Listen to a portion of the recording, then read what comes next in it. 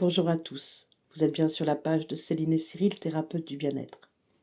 Aujourd'hui, je viens vous parler de quelque chose qui revient souvent lors de mes consultations. Les gens me demandent, mais comment on fait pour demander quelque chose à nos défunts ou aux êtres de lumière? Il y a plusieurs façons. Moi, je leur demande simplement, comme s'ils étaient présents. Je les imagine, je les visualise, assis à côté de moi, et je leur pose mes questions. Je leur demande, j'ai des réponses par oui ou par non. Je peux après demander à ce que, si la réponse est oui, il me montre une plume dans la journée ou dans la matinée. Si la réponse est non, il me montre un cœur dans les nuages d'ici la fin de la journée. Vous voyez, je propose ça, si vous voulez, pour les gens qui n'arrivent pas à entendre leur défunt. Il faut être très précis quand vous demandez à vos défunts. C'est hyper important parce que, par exemple, si vous leur dites « S'il vous plaît, j'aimerais bien avoir plus d'argent », non, ça ne marchera pas. L'argent, déjà, ils le considèrent comme l'objet du diable. Ils savent qu'on est maintenus comme des moutons par cet argent. Ils savent qu'on nous tient à la gorge par cet argent. Il n'y aurait que du troc et de l'échange, on vivrait 10 fois mieux. Malheureusement, on a tous des factures à payer, on a tous de l'argent à rentrer pour pouvoir subvenir à notre alimentation déjà. Donc quand vous faites une demande, en fait, à un défunt, il faut la faire simplement, comme s'il était présent à côté de vous. Vous pouvez vous munir d'une photo et la poser en face de vous et le regarder. Alors, souvent on me dit, est-ce qu'il faut allumer une bougie? Non, pas forcément. Ils s'en fichent de votre bougie. Eux, ce qu'ils veulent, c'est communiquer avec vous. Eux, ce qu'ils veulent, c'est que vous sachiez qu'ils sont là pour vous guider. Ils ne donnent pas forcément de réponse à tout. Il y a des choses qu'on ne doit pas savoir. Ça, ils me le répètent maintes et maintes fois. Tu ne dois pas tout savoir. Tu n'es pas prêt. Il faut être patient. Mais on peut leur demander plein de choses. Je vois par exemple si quelqu'un est malade, vous pouvez simplement vous asseoir. Alors, il faut quand même se mettre dans le silence. C'est l'idéal.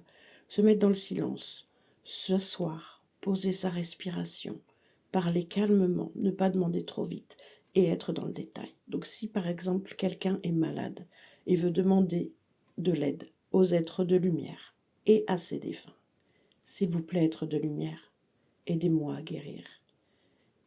Tout simplement. Vous voyez, c'est pas compliqué de demander aux défunts. On essaye de passer par toutes sortes de rituels, de ceci, de cela. On se fait des autels, on fait...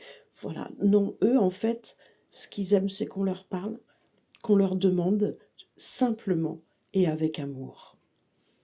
C'est pas compliqué. Quand je vous dis qu'il faut être précis, c'est que, par exemple, si vous demandez, je prends des exemples comme ça, mais si vous demandez, aidez-moi à trouver une maison, ils vont vous trouver n'importe quelle maison.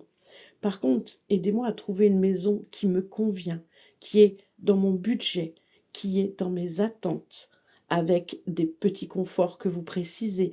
Moi, j'aimerais bien une maison avec la climatisation, je voudrais une maison avec une piscine, je voudrais une maison avec un coin où je pourrais faire mon bureau. Vous voyez, il faut être dans le détail dans vos demandes. C'est très, très important pour eux, pour qu'ils puissent justement bien vous amener ce qui vous correspond.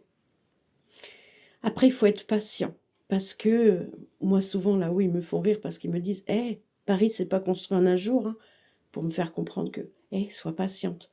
Parfois, on peut leur demander quelque chose, ça arrive 1 an, 2 ans après, voire 3 ans après. C'est pas... Ça dépend de votre demande. Pour la guérison, souvent, moi je dis aux gens, je le dis à ceux qui viennent me voir qui ont des maladies telles que le cancer, je leur dis, pendant que vous dormez, ils viennent vous guérir. Vous leur demandez juste avant de vous endormir, s'il vous plaît, aidez-moi, apportez-moi la lumière de guérison. Et pendant que vous dormez, ils viennent vous guérir. Donc c'est pour ça qu'il est important de savoir s'asseoir, se poser, dormir, faire des siestes. Ils ont la possibilité, quand vous êtes endormi, de vous aider énergétiquement parlant. Alors évidemment, si vous leur demandez de vous débarrasser des entités, ils vont pas pouvoir tout faire.